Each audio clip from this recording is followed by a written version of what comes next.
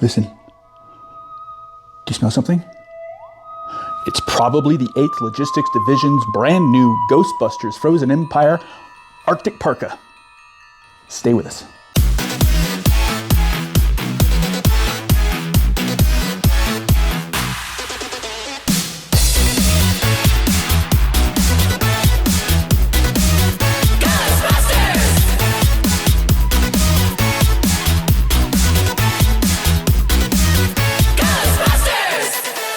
Hi, I'm Peter Christian, and I'm foreman of the Nye County Ghostbusters here in Pahrump, Nevada. And we were provided with a fantastic opportunity to give a review of this jacket from 8th Logistics Division.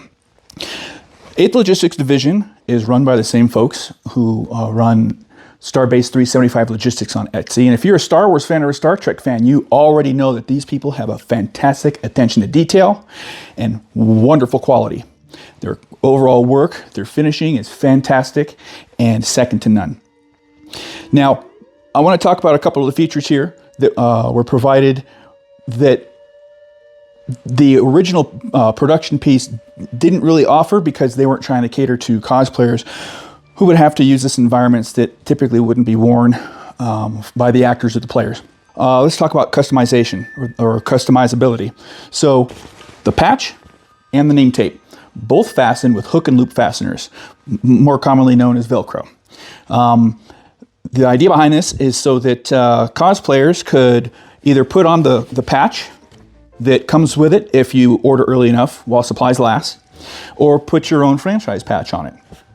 The name tape you can either put on, which is not provided by the way, which you can either put your name on or your favorite character's name from Ghostbusters or the real Ghostbusters, Extreme Ghostbusters, or some amalgam of an original character you've created. Pockets. Pockets, pockets, pockets. Boy, does this thing got pockets. And as a cosplayer, you know how important pockets are. I've cosplayed Star Wars, I've cosplayed Indiana Jones, I've cosplayed Star Trek, I've cosplayed Marvel and DC. I know how important pockets are. Now, this isn't as big of a deal for Ghostbuster cosplayers because the flight suits that we tend to wear have plenty of pockets on them. But when you put something over it, which traditionally we haven't done if you're sticking to some of the established uniforms and costumes that we've seen in the films and animated series, but Ghostbusters Frozen Empire provided us with this costume piece, creating that scenario. Fortunately, the item that they chose, which is based on a jacket made by Wuxley, the Sabertooth 2, the offering from 8th Logistics Division is made with a splash-proof fabric, which is great for cosplayers. As an example, those of us who go to Dragon Con know how humid it can get in August in Georgia, which means by the end of the day, it's pouring down rain. This is going to keep stuff from getting into soaking you through in the Georgia heat. 8th Logistics Divisions also sells separately the black nylon web pistol belt. The belt that they offer is different from what we have access to here in the US. Companies like Rothco or gbfans.com, they sell these things to us. The only difference is, and this is a good difference, is that unlike the belts that we get from these sources, the belt that they sell at 8th Logistics Division is thicker, it's longer, plus size fans are going to appreciate that, and it has a much more rigid structure to carry the things that we like to hang off of it. And we all know about that old belt hitch up because of how heavy the stuff is that we're putting on our belt. Some of us have found ways to secure that, to keep that from happening, but as our middles get more aged, that's a little bit harder for us to do, myself included, as it slides off onto our slightly smaller waist from our slightly bigger navel measurement. So that brings us to gear on the belt. Another item that they offer, sold separately of course, is the Ghostbusters Frozen Empire replica PKE leather holster. And brother, is it leather, 100% leather. It's got a steel fastener in the front to secure the PKE meter inside of the holster itself. The flap that the belt goes through inside the holster has brass snaps on it, so you can either slide the belt out of it to put it away, or you can pop the snaps and pull it off if you don't want to have to pull the belt off or take the jacket off to do so. Very convenient item. The black nylon strap that is double stitched on here, the two orange nylon straps, are per the movie. The aged brass D-rings and hooks can be just left as is, or you can hook gear to it, or you can use the ones on the bottom of the pocket to secure in the rings on the belt to keep it from that middle-aged slide.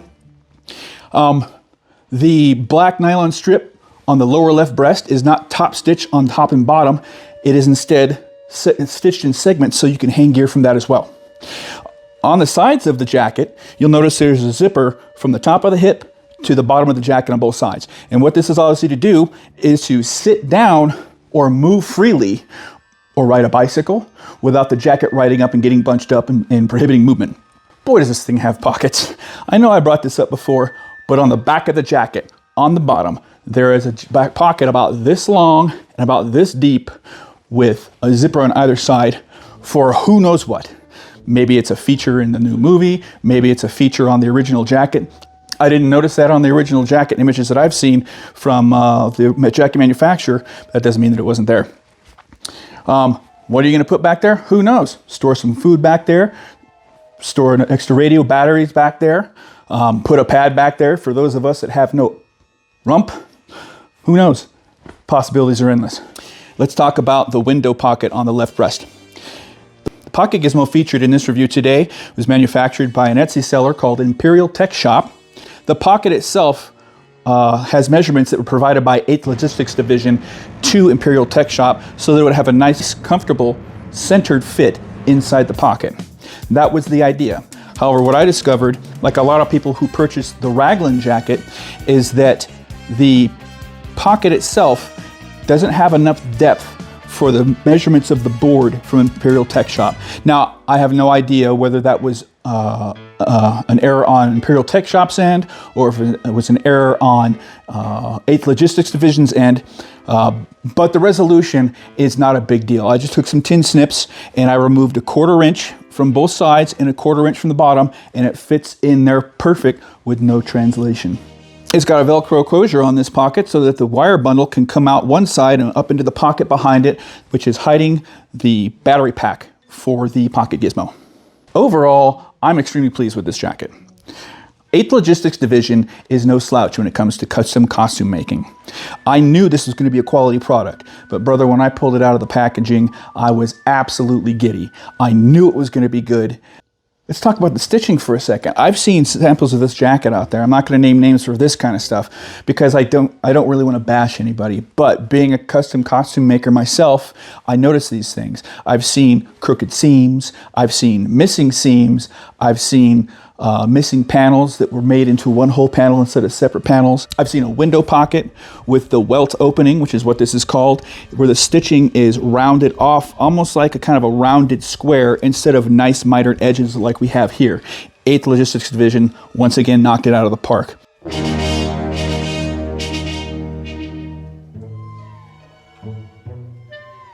Thank you for sticking with us through the end of this review. If you've got any products that you'd like us to showcase here at Nye County Ghostbusters, feel free to send us a message down below or to email us at nyecountyghostbusters.com. In the meantime, we'll see you next month at the premiere. Stay frosty.